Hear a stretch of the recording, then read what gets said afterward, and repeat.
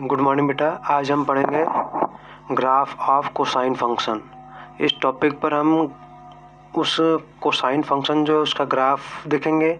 उस ग्राफ में हम डोमेन पता करेंगे, रेंज पता करेंगे, कोडोमेन पता करेंगे, पीरियड पता करेंगे।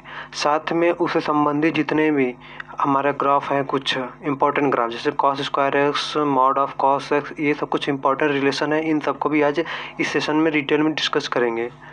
तो आइए सबसे पहले हमारा जो ग्राफ कैसे बनता है उस चीज़ को देख लेते हैं। तो जो हमारा कॉस फंक्शन है, कोसाइन फंक्शन, उसका ग्राफ इस तरीके से बनता है। मतलब ये 0 से स्टार्ट होगा, ठीक है। तो 0 से स्टार्ट होगा जिस पर उसकी मैक्सिमम वैल्यू 1 होगी और होते हुए फिर वो पाई पर जाएगा जहाँ पे उसको -1 मिनिमम वैल्यू मिलेगा। फिर उसी तरह से 0 होते हुए 3π/2 पे 0 होगा, फिर जाके 2π पर मैक्सिमम वैल्यू। मतलब कि ये 0 से स्टार्ट होता है 2π तक जाता है ग्राफ हमारा। तो पीरियड इसका 2π होगा। तो उससे पहले आइए देखते हैं पहले डोमेन और रेंज। तो हमारा ग्राफ जो है 0 से स्टार्ट होकर इस तरीके से रिपीट करता है। तो यहाँ से यहाँ तक का एक साइकिल कंप्लीट होता है। डोमेन क्या होता है? डोमेन का मतलब होता है कि all possible value on x axis. तो ये जो एक्स एक्सिस पर जितने पॉसिबल वैल्यू हमें मिलेंगे, जैसे 0, π/2, पाई, 3π/2, 2π, 5π/2, ठीक उसी तरह इस साइड। तो जितने एक्स एक्सिस पर हमें पॉसिबल वैल्यू मिलेंगे वो सारे क्या होते हैं? डोमेन होते हैं, ठीक है। तो वो डोमेन हमारा रियल, उस डोमेन में जो ये n होता है तो वो हमारा रियल नंबर होगा। पूरे रियल नंबर में लाई करेगा। जैसे हमारा ये n पाई हो या फिर 2n पाई हो, ठीक है। तो n क्या होता है हमारा? n हमारा यहाँ पे जो है पूरा रियल नंबर की बात करता है, ठीक है। तो यहाँ पे वही रियल नंबर की बात है कि n की जगह हम 1, 2, 3, -1, -2, -3 या फिर 1/2, 1/3 इस तरह से 1/5 वैल्यू रखेंगे। तो हमें उस हिसाब से हमें पूरे एक्स एक्सिस पे जितने पॉसिबल वैल्यू वो सभी चीज़ मिलेगा। तो इसलिए हमारा n जो है, डोमेन जो है पूरा रियल नंबर होगा। मतलब कहने का मतलब है कि हम x की जगह कौन कौन सी वैल्यू रख सकते हैं, ठीक है। तो आइए अब बात है रेंज की। रेंज का मतलब होता है कि y एक्सिस पर जितनी वैल्यू लाई करेगी, मतलब -1 से 1 के बीच में जो वैल्यू लाई करती है उससे हम कहते हैं क्या? रेंज, ठीक है। तो ये जो मैक्सिमम वैल्यू अटेंड करता है 1 पे, मिनिमम वैल्यू अटेंड करता है ग्राफ -1 पे। तो इसलिए -1 से 1 के बीच में जितनी भी वैल्यू हमें मिलेगी सब के सब हमारा रेंज कहलाएगा। पीरियड का मतलब होता है ये जो ग्राफ है रिपीट कब स्टार्ट कर देता है। तो देखिए ग्राफ हमारा ऊपर से स्टार्ट होता है, आधा ऊपर से स्टार्ट होता है लेफ्ट साइड से, फिर आधा जाते हुए फिर आधा इधर कंप्लीट हो जाता है इतना, फिर ऊपर से आधा नया ग्राफ स्टार्ट होता है। तो इसलिए 0 से 2π इसका क्या हो गया? पीरियड हो गया।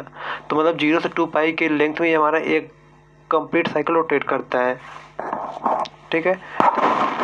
0 से 2π के बीच में ये एक कंप्लीट साइकिल पूरा करता है, इसलिए हम इसका पीरियड क्या हो जाएगा? 2π हो जाएगा। Length on x axis 1 complete cycle. Period का मतलब कह रहा है कि एक्स एक्सिस पर एक कंप्लीट लेंथ जो होता है वो कितने लेंथ का? 2π का है। उसी को कहा गया length on x axis 1 complete cycle. 1 complete cycle में जितना लेंथ कवर करता है उसे कहते हैं पीरियड। तो ये वो 0 से स्टार्ट होकर 2π तक जाता है, तो एक साइकिल कंप्लीट होता है। अब कुछ फंक्शन दिया हुआ है कॉस से संबंधित, उसके बारे में हम डोमेन और रेंज की बात करेंगे। तो कॉस स्क्वायर एक्स हो या फिर कॉस एक्स हो, हमेशा कोई भी कॉस की वैल्यू फंक्शन हो उसका डोमेन हमेशा रियल नंबर r होगा, ठीक है। ये आपको डाउट नहीं होना चाहिए। जब भी कुछ पूछा जाए तो हमेशा डोमेन r होगा। लेकिन जब रेंज की बात आती है तो कॉस स्क्वायर एक्स और कॉस एक्स की रेंज चेंज हो जाती है। तो कैसे? यहाँ पे स्क्वायर रखा हुआ है, मतलब कि जो वैल्यू होगा वो सारी चीज़ें प्लस में आएंगी, माइनस में हमें कुछ नहीं मिलेगा। जितनी चीज़ें नेगेटिव में यहाँ पे मिलती थी सबको पॉजिटिव कर देंगे। जैसे -1 + 1 -1/2 + 1/2 -1/3 + 1/3 ये सब चीज़ें वैल्यू इसमें मिलती हैं रेंज में। लेकिन माइनस वाली चीज़ को हटा देंगे, ठीक है, या फिर माइनस वाली चीज़ को प्लस कर देंगे। माइनस को चीज़ को हटा देंगे, माइनस वाले कंटेंट को हटा देंगे। 0 से जितने लेफ्ट साइड माइनस मिलते सबको हटा देंगे। तो बाकी जो जितना बचा हुआ ग्राफ होगा वो वैल्यू वो हमारा ये होगा, ठीक है, 0 से 1 के बीच में। तो इतनी ये सारी वैल्यू हमेशा पॉजिटिव होती है। अब ऐसे भी लिख सकते हैं किसी भी नंबर के स्क्वायर करेंगे हमेशा वो पॉजिटिव वैल्यू देगा, नेगेटिव कभी नहीं देगा। इसलिए ग्राफ हमारा इसका पॉजिटिव वैल्यू होता है। पॉजिटिव मतलब क्या? 0 से 1 के बीच में हमें वैल्यू मिलेगा, ठीक है। इस तरह कॉस एक्स का ग्राफ होता है, मॉड ऑफ कॉस एक्स। ये क्या होता है कि ये जो ग्राफ बनता है कॉस एक्स का ऐसे, ठीक है।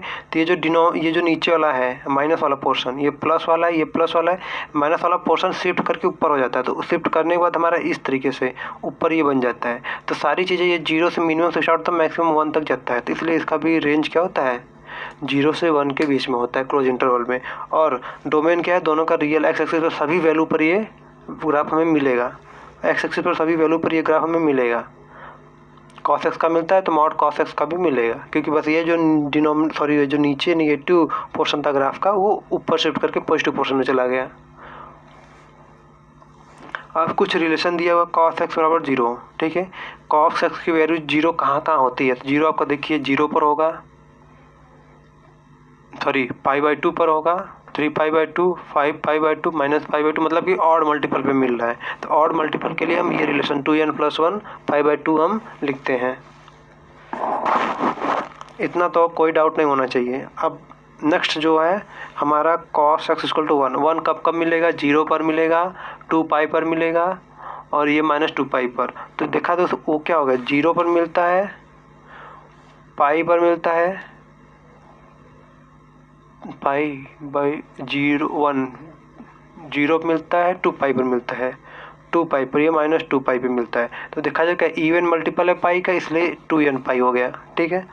cos x = -1, -1 कब मिलेगा, -1 देख लेते हैं, -1 पाई पर मिलता है, -पाई पर मिलता है, -3π पर भी मिलेगा, ये भी क्या हो जाएगा आपका -3π हो जाएगा।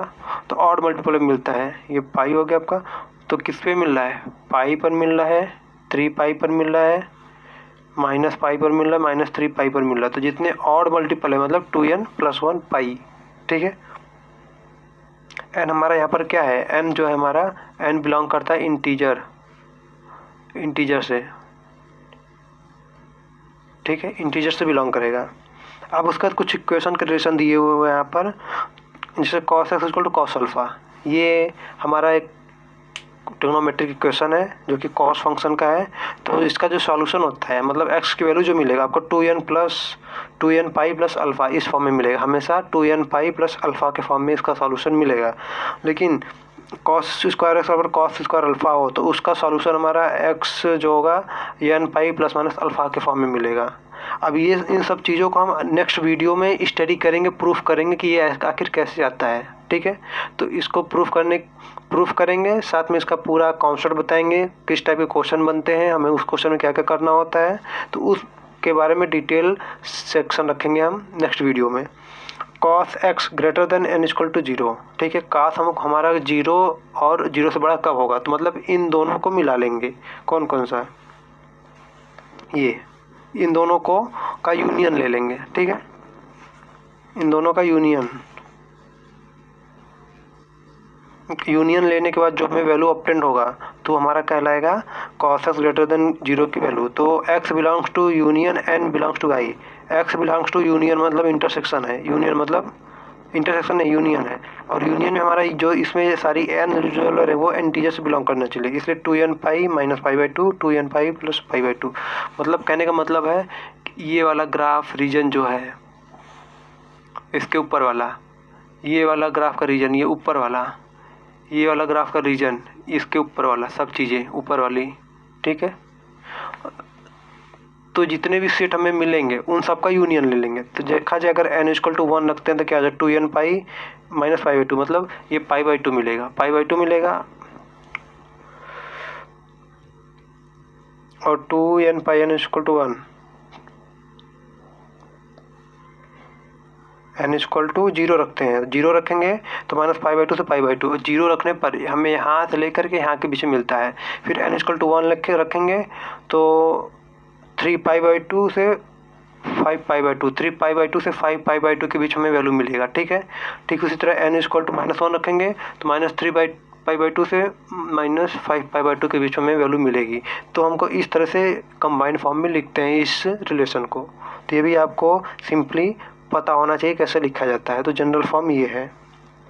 रही बात आपको कोई डाउट रह गया है तो आप हमसे क्वेश्चन पूछ सकते हैं, हम नेक्स्ट वीडियो में नेक्स्ट लेक्चर में डिस्कस करेंगे इस चीज़ को।